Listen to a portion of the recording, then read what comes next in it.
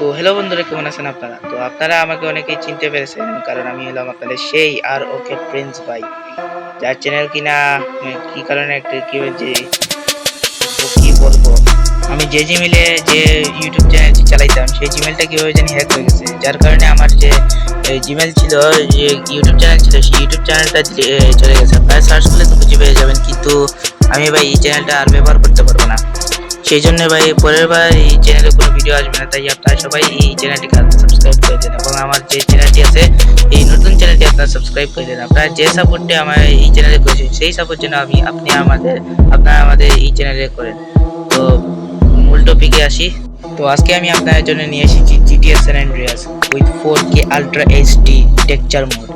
ভাই এই যদি এই গেমটা আপনার যে কোনো মোবাইল থেকে শুরু হবে, আপনার কম দামি মোবাইল হোক বা বেশি দামি মোবাইল হোক, এটা যে মোডটা আমি আপনার দিতে চলেছি, এই মোডে যদি আপনি আপনার আপনি আপনার মোবাইলে যদি ইনস্টল করেন, তাহলে আপনার মোবাইলে যে কোনো মোবাইলে হোক আপনার স্মুথলি এই গেমটা রান হবে কোনো রকম সমস্যা ছাড়াই।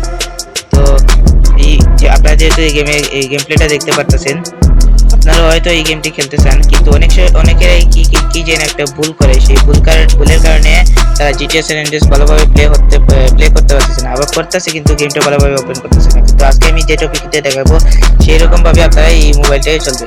তো চলুন বেশি কথা না বলে ভিডিওটা শুরু করি। Let's start.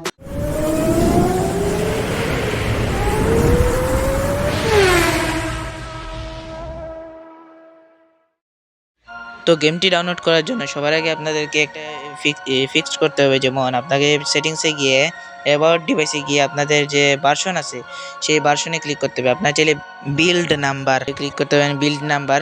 তো আপনারা এই যে দেখতেছেন ভার্সন নাম্বার, অনেকের মোবাইলে বিল্ড নাম্বার লেখা আসবে।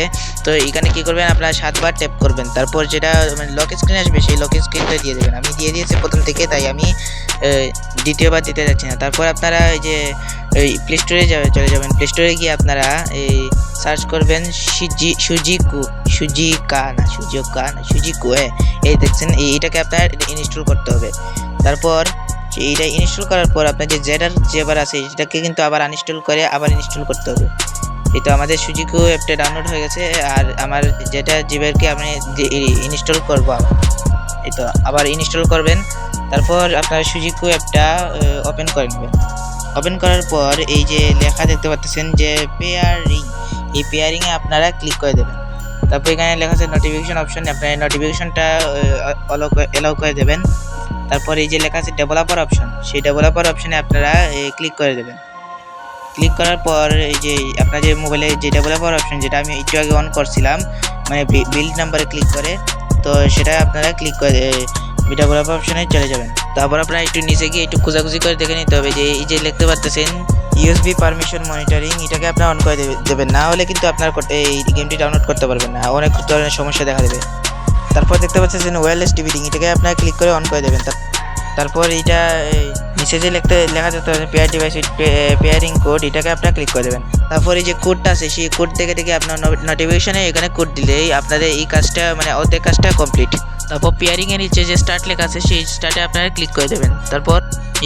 তারপর আপনাদের আবার যেটা জিবিরে ওপেন হতে হবে, তারপর সব পারমিশন এলাও করে এই যে উপরে যে সেটিংস লেখা আছে সেটিংসে ক্লিক করে দেবেন। আরে এইটা কি, এখানে যে সেটিংস লেখা আছে সেখানে গিয়ে যে রুট লেখা আছে সেখানে গিয়ে আপনার সুজিকু যে এটা আছে এটা দিতে আপনাদের সব নোটিফিকেশন অন করতে হবে। তারপর আপনারা যে এই গেম দুইটা দেখতে পাচ্ছেন, আমি এই যে দুইটি গেম দেখতে পাচ্ছেন যে আপনাকে কমেন্ট বক্সে দিয়ে দেবো। তারপর আপনারা এই যে ডাটা ওবিবি ফাইল আছে এটা কপি করবেন, তারপর ডিভাইস স্টোরেজে গিয়ে এইটা না all of the time OBB ফাইলে গিয়ে আপনারা সেটাকে আবার পেস্ট করে দেবেন। আমি পেস্ট করে দিয়েছি, তাই আমি দ্বিতীয়বার পেস্ট করতে চাচ্ছি না, তো আপনারা পেস্ট করে দেবেন। তারপর আপনারা প্লে স্টোরে গিয়ে আপনাদের এই যে একটা জিমেলের লোগো আছে সেই লোগোতে ক্লিক করে আপনাদেরকে এই দেখুন নট হার্মফুল অ্যাপস ফাউন্ড, এখানে আপনারা যেতে হবে। তারপর আপনার সেটিংসে গিয়ে আপনাদের এই যে দুইটা অপশন দেখতে পাচ্ছেন এটাকে অফ করতে হবে, নাহলে আপনারা এপিকে ডাউনলোড করতে পারবেন না। তারপর আপনারা আবার এই যে এপিকে আছে সেই এপিকে আপনারা আবার ইনস্টল করে দেবেন, অ্যান্ড দেন বুম, দেখতেছেন আমি আমার এই গেমটিকে খেলতে পারতেছি, তাও আবার কোনো ল্যাগ ছাড়াই। এরকমভাবে আপনারাও এই গেমটি সহজেই আপনার মোবাইলে ইনস্টল করে প্লে করতে পারবেন। তো আজকে এই ভিডিওটা এইটুকুই, তো দেখা হবে পরের ভিডিওতে। দিলাম আদাব।